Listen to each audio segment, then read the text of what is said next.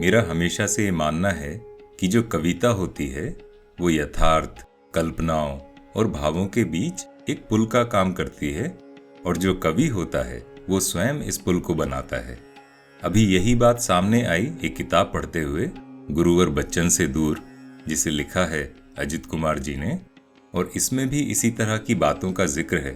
और एक बड़ा अच्छा उदाहरण सामने आता है बच्चन जी की ही लिखी कविता निशा निमंत्रण, और उसमें एक छोटा सा गीत है, रात आधी हो गई है। अब इसके रचनात्मक विन्यास पर ध्यान दें। यहाँ जो पहली पंक्ति है वो यथार्थ है, एक फैक्ट है, रात आधी हो गई है। ये एक फैक्चुअल बात है, रात होती ही है और रात आधी भी होती है।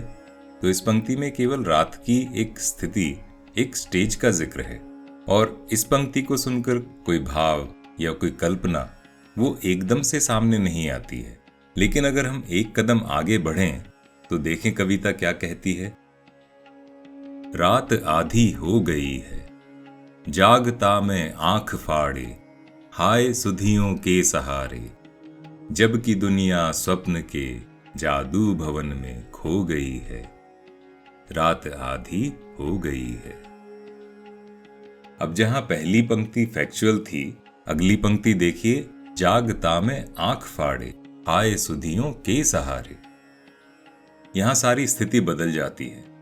कवि कहता है, जब आधी रात को सारी दुनिया सो गई है, स्वप्न के जादू लोक में खोई हुई है, उस समय मैं, जो कवि है, वो जाग रहा है, और केवल आंखें खोले नहीं जाग रहा, आंखें फाड़े जाग रहा है, जैसे वाइड अवेक। तो ये भाव हैं और कल्पना है, और इसमें कहते हैं हाय सुधियों के सहारे, कि मैं जाग तो रहा हूं और जो मेरी सुधियां हैं, जो मेरी चेतना है, जो मेरा कॉन्शियस है, जो मन में घूमती सारी बातें हैं, और कभी झूल रहा है, कभी इन सुधियों के सहारे, इनसे सहारा लेकर, और कभी हाय एक ठंडी आह भरता हुआ। और बात इसलिए अधिक वेदनापूर्ण हो जाती है, कवि का जो विरह है या किसी की मधुर स्मृति, वो और तीखी कैसे हो जाती है। जबकि दुनिया स्वप्न के जादू भवन में खो गई है, यानी दुनिया तो स्वप्न के जादू लोक में खोई है और मैं जागा हूं आंखें फाड़े, रात आधी हो गई है।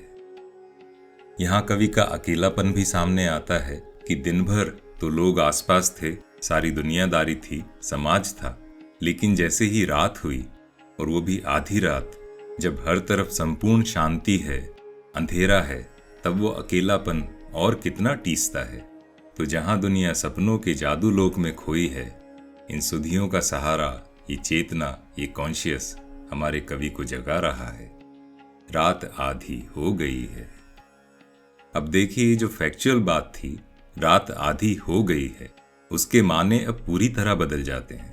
अब ये केवल रात की स्थिति नहीं रह गई है। अब जैसे ही हम सुनते हैं रात आधी हो गई है, हमारे सामने आता है एक विरही कवि, वेदना से भरा हुआ। अब इसी कविता का दूसरा पद है, वो क्या कहता है। सुन रहा हूं शांति इतनी, सुन रहा हूं शांति इतनी, है टपकती बूंद जितनी ओस की, जिनसे द्रुमों का गात रात भिगो गई है, रात आधी हो गई है। सुन रहा हूं शांति इतनी, है टपकती बूंद जितनी ओस की, जिनसे द्रुमों का गात रात भिगो गई है, रात आधी हो गई है। अब इसको दो तरह से देख सकते हैं। पहले पद में तो कवि इतनी आंखें फाड़े, वाइड अवेक होते हुए भी कुछ नहीं देख पा रहा था, और यहां इतनी शांति है और कवि कुछ नहीं सुन पा रहा। यहां तक कि जो ओस की बूंद टपकती है, उसमें जो शांति है, वह भी कवि को अशांत बना रही है। और दूसरा भाव देखिए कि जिस रात ने कवि को इतना अकेला छोड़ दिया, उसी में ओस की बूंदें और द्रुमों के गात, द्रुम यानी वृक्ष, पेड़, तो पेड़ों की जो पत्तियां होती हैं और ओस की बूंदें, उनका मिलन है, उनका प्रणय है, उनका आलिंगन है, उनका प्रेम है। और जहां उनका मिलन सुख है, जो ओस की बूंदों से तृप्त होता है, वहीं कवि विरह की वेदना में तड़प रहा है। और इसी को एक और तरीके से देखें तो इतना सन्नाटा है, इतनी शांति है, कवि का मन इतना खाली, इतना अकेला है कि ओस की बूंद टपकने की जो आवाज होती है उसे भी कवि सुन सकता है। सुन रहा हूं शांति इतनी है टपकती बूंद जितनी, ओस की जिनसे द्रुमों का गात रात भिगो गई है, रात आधी हो गई है। अब इस कविता के आखिरी पद में जो कवि है वो इन सब चीजों से अलग नहीं रह पाता, इनके साथ जैसे जुड़ सा जाता है। इसमें कवि कहते हैं, दे रही कितना दिलासा, दे रही कितना दिलासा, आज झरोखे से जरा सा, चांदनी पिछले पहर की पास में जो सो गई है, रात आधी हो गई है।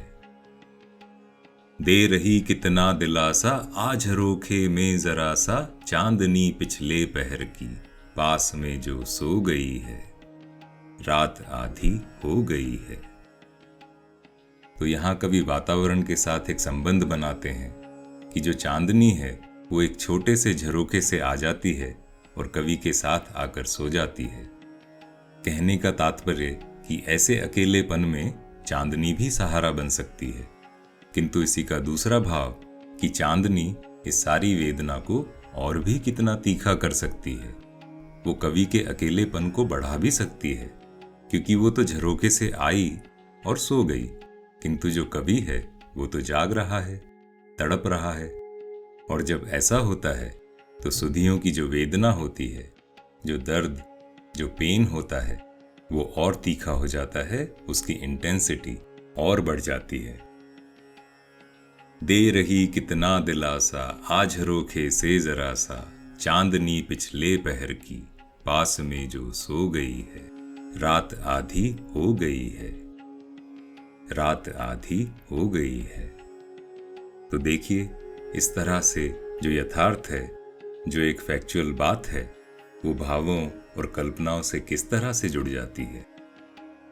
चांदनी पिछले पहर की पास में जो सो गई है, रात आधी हो गई है, रात आधी हो गई है।